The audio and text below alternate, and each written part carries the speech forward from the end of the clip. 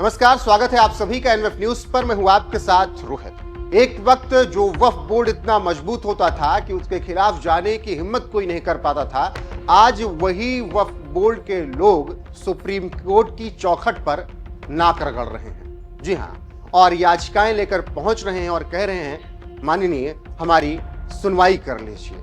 और ऐसे में अब केंद्रीय मंत्री चिराग पासवान ने इन सबको जवाब दिया है। जी हां, वक्फ बोर्ड संशोधन बिल को लेकर जिस तरीके से चर्चा हुई, 2 अप्रैल को लोकसभा में, फिर उसके बाद 3 अप्रैल को उच्च सदन में चर्चा हुई, दोनों जगह से बिल पास हुआ, राष्ट्रपति के पास पहुंचा, कानून भी बन गया। और इस बीच देश के कई हिस्सों में थोड़ा बहुत बवाल भी देखने को मिला। पश्चिम बंगाल के मुर्शिदाबाद में भयंकर बवाल हुआ, लेकिन हैदराबाद में हो, अहमदाबाद में हो, प्रदर्शन छोटे मोटे जरूर हुए। इन सब के बावजूद सीए एनआरसी के वक्त जिस तरीके से बवाल हुआ था, उस तरीके का व्यापक बवाल इस बार नहीं हो पाया।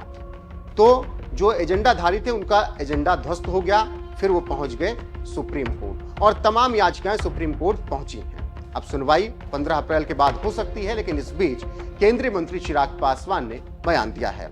आपको बता दें कि वक्फ संशोधन कानून के खिलाफ दाखिल याचिकाओं पर सुप्रीम कोर्ट 15 अप्रैल के बाद यानी 16 अप्रैल को सुनवाई करेगा।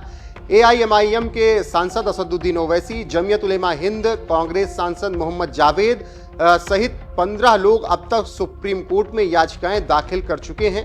ऐसे में लोक जनशक्ति पार्टी रामविलास पासवान के प्रमुख और सांसद चिराग पासवान ने बयान दिया और कहा कि विपक्ष पिछले कानून का इसी तरीके से विरोध करती रही है, लेकिन उसे फिर भी सफलता हासिल नहीं हुई। अब वो वक्फ संशोधन बिल पर भी सरकार का विरोध कर रहे हैं और इससे भी उन्हें कुछ हासिल होने वाला नहीं है। साथ ही चिराग पासवान ने यह भी कहा कि कुछ ही लोग हैं जो कि विरोध कर रहे हैं, बाकी एक बड़ा तबका मुस्लिमों में है जो वक्फ संशोधन बिल के विरोध में नहीं है, कानून के विरोध में नहीं है। चिराग पासवान ने अपने बयान में कहा, सीएए हो या आर्टिकल 370 को हटाना हो, हर बार विपक्ष ने विरोध किया, लेकिन वो गलत साबित हुए। अब वक्फ संशोधन कानून को लेकर भी विपक्ष का यही प्रोपेगेंडा है, लेकिन लोगों को समय के साथ समझ आ गया है कि वक्फ संशोधन कानून सही है और उनकी भलाई के लिए है। विपक्षी पुराने कानून के बचाव के लिए अदालतों का दरवाजा खटखटा रहे हैं, लेकिन ये भी देखिए कितने मुस्लिम ऐसे हैं जो इस कानून के खिलाफ कोर्ट नहीं जा रहे। तो चिराग पासवान ने अपने इस बयान से उन सब को जवाब दिया जो कि सुप्रीम कोर्ट की चौखट पर जाकर याचिकाएं दायर कर रहे हैं। फिलहाल 16 अप्रैल को सुनवाई होगी, देखना होगा कि सुप्रीम कोर्ट क्या कुछ कहता है। लेकिन जिस तरीके से सदन में चर्चा के दौरान गृह मंत्री अमित शाह ने कहा था कि सदन का पास किया हुआ बिल है और इसे सबको मानना होगा, उस बयान के साथ आपको छोड़े जाते हैं। बाकी चिराग पासवान के बयान पर आपकी राय क्या है, कमेंट में जरूर बताइएगा। वीडियो को शेयर कीजिएगा, लाइक कीजिएगा, चैनल को सब्सक्राइब करना ना भूलिएगा। बने रहेगा हमारे साथ। नमस्कार। अरे सुनो ना भाई, आप सुनो तो। अरे दिग्विजय सिंह, सुनिए, मैं खड़ा हूं ना अपने पैर पर।